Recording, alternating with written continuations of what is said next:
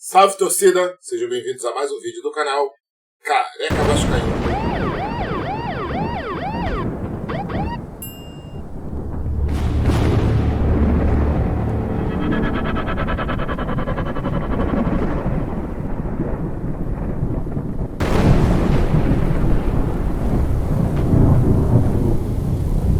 Galera, antes da gente iniciar o nosso vídeo, eu vou mostrar um trechinho, tem tudo a ver com o vídeo, tá? Vou mostrar para vocês um trechinho da live que eu participei hoje, ainda há pouco, lá no canal do Chicão Vascaíno, Roda Viva com o Chicão. Primeira pergunta do Chicão, olha isso, cara. Deus é mais, irmão.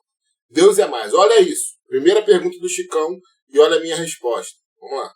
E passar para o Careca.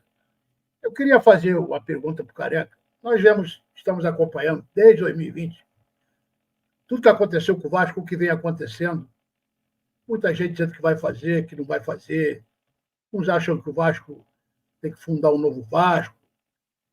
Tem gente que acredita ainda na recuperação do Vasco, outros não.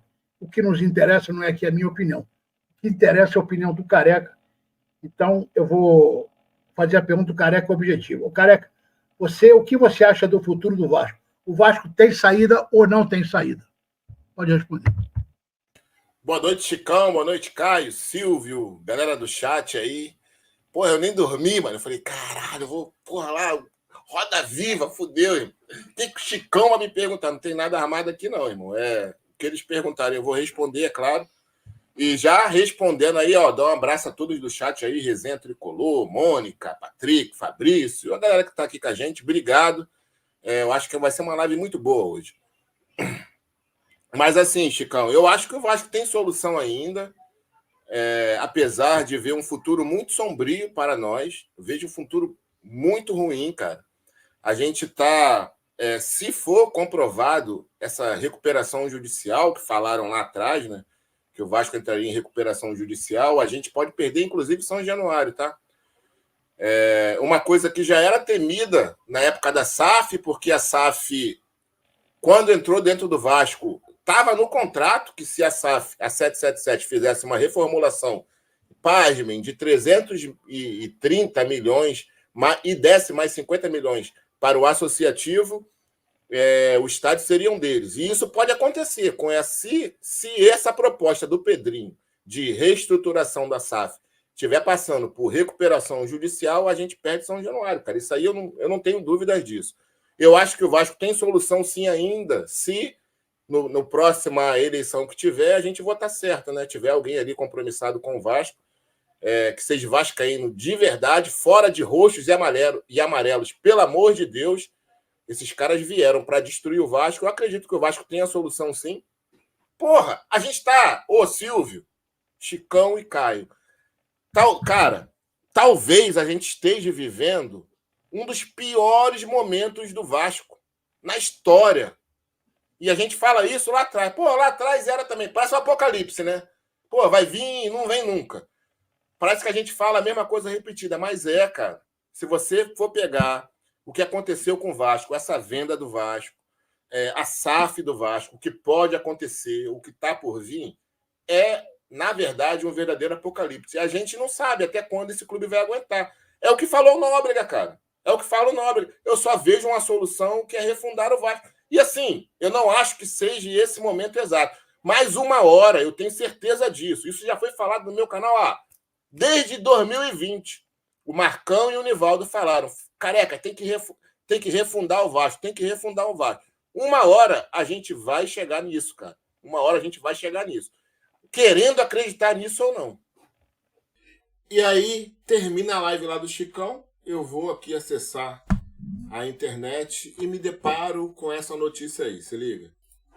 Justiça aceita pedido do Vasco e suspende cobrança por bloqueios e execuções por 30 dias. Justiça aceita pedido do Vasco e suspende cobranças, bloqueios e execuções por 30 dias.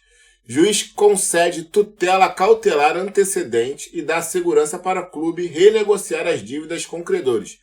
Vasco também não precisará pagar o RCE nesse período. A Justiça aceitou o pedido do Vasco, concedeu tutela cautelar antecedente que suspende a cobranças, bloqueios, execuções e qualquer tipo de penhora relacionados às dívidas pelos próximos 30 dias, prorrogáveis por mais 30. A medida é um passo importante no plano do clube de renegociar com seus credores. A decisão assinada pelo Paulo Assede Stefan, da 4ª Vara Empresarial do Rio, foi publicada nesta terça-feira. O processo corre em segredo de justiça. Senhor, meu Deus. A Tupi foi a primeira a informar. A gente vai ver um pouquinho sobre isso. Na mesma sentença, o juiz também determinou que o Vasco não será obrigado a pagar o regime centralizado de execuções, RCE, nesse período de 30 dias renováveis por mais 30. A decisão pode ser automaticamente renovada, tá aqui, por mais 30 dias ao fim do prazo.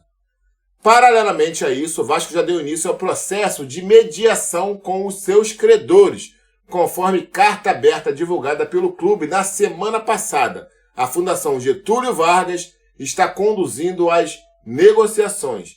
A mediação, somada agora ao deferimento da tutela cautelar antecedente, impedindo, por exemplo, penhoras e bloqueios, suspendendo ações de cobrança e execuções, é mais um passo para a reestruturação do Vasco. Com a decisão de hoje, o Vasco e seus credores podem negociar de forma coordenada e num ambiente mais tranquilo, preservando também a operação diária da Vasco SAF e do CRVG. Destacou o vice-presidente jurídico do Vasco, Felipe Carregal, em contato com o GE. O objetivo do Vasco é atacar a dívida de maneira eficaz, reduzindo o maior valor possível da dívida e, dessa forma, parar de enxugar gelo com pagamento de juros. Amigos, essa é a reestruturação da SAF que o Pedro Paulo, ou Pedrinho, presidente do Vasco, saiu aí nos noticiários há um tempo atrás. E se você não entende o que isso quer dizer, eu vou mostrar para você a tutela cautelar, apesar de estar em segredo de justiça, tá? Está em segredo de justiça, cara. Oh, meu Deus. Pochete. Vou mostrar para vocês aí. Vamos lá, vamos dar uma olhada no artigo 83 e no artigo 85. Vamos dar uma olhada aí no processo. Tá aqui, tutela cautelar antecedente, 4ª Vara Empresarial da Comarca da Capital. Última distribuição, 24/10/2024. Valor da causa. Enfim, galera, eu vou mostrar para vocês aqui o que importa, né? E muita coisa que importa. Seria necessário ler tudo, mas enfim, eu não vou ler não, porque está em segredo de justiça e o caralho, enfim. Vamos lá, só algumas partes aqui. Vamos lá. Parte 83. Os requerentes se reservam o direito de, se necessário, aditar esta petição inicial para indicar outros credores que venham a iniciar medidas que coloquem em risco a sua operação e seus ativos, inclusive que possam ser motivados pelo deferimento desta tutela, para que também essas medidas sejam suspensas provisoriamente. Vamos ver mais aqui, 85. Uma vez deferida a tutela cautelar de suspensão, requer-se a concessão do prazo de 48 horas para que os requerentes comprovem o protocolo dos pedidos de desistências nas vias próprias do regime centralizado de execuções. E o que isso tudo indica, cara? O que isso quer dizer? Isso quer dizer, amigos, olha só. Eu não estou aqui sendo uma mãe de Ná, prevendo o futuro, não. Mas tudo isso indica que, passando esse prazo de 30 mais 30 dias, o Vasco sairá do regime centralizado de execuções e entrará numa recuperação extrajudicial ou numa recuperação judicial. E uma vez essa recuperação sendo pedida, se o Vasco atrasar um pagamento, qualquer credor pode pedir a falência da Vasco SAF. E aí, irmão, esquece. A Vasco SAF vai à falência e olha, é justiça, cara. Não pensem que, os caras mandam lá, não, é justiça. Não tem como o Vasco pedir recuperação judicial, atrasar pagamentos e a Vasco SAF não ir à falência. Não tem como isso acontecer. E numa recuperação judicial, o que acontece? O que acontece numa recuperação judicial? A justiça avalia os ativos do clube, bota essa porra a leilão, vende e paga os credores. Quais os ativos do Clube de Regatas Vasco da Gama hoje? Quais são os ativos? Vocês lembram? Deixa eu só relembrar a memória de vocês. Vocês lembram? Quando o Cruzeiro virou SAF, o Cruzeiro não adotou o regime centralizado de execuções. Ele adotou a recuperação judicial, a RJ. E logo depois, o que o Ronaldo fez? O que o Ronaldo fez com os ativos do Cruzeiro, que eram os 2 centros de treinamento? Passou para o SAF. Por quê? Porque se esses ativos continuassem com a associação, esses ativos seriam perdidos na recuperação judicial. A gente corre um sério risco de perder São Januário através dessa recuperação. Não falaram isso ainda, tá, galera? Só estou aqui só falando o que eu li desse documento. Não aconteceu isso ainda. Mas, se o Vasco entrar numa RJ, o Vasco pode sim perder o estado de São Januário. Seja para Vasco SAF, porque isso pode passar para Vasco SAF, para que a justiça, igual o Cruzeiro, para que a justiça não coloque esses ativos como bens para ser divididos ali entre os credores, né? Então a Vasco SAF pode passar São Januário para eles, e se continuar com o Vasco Associativo e entrar nessa recuperação judicial, provavelmente a gente perde São Januário para os credores. Que delícia, né, cara? Que coisa legal, né? E tem mais ainda, tá? Tem mais ainda. Se atrasar um pagamento sequer, olha, o Vasco já atrasou a RCE umas 3 ou 4 vezes, tá? Depois que se tornou clube empresa com a milionária 777 Partner. O urubu otário. A 77 tem dinheiro pra caralho. A 77 tem dinheiro pra caralho. Atrasou a RCE umas 3 ou 4 vezes.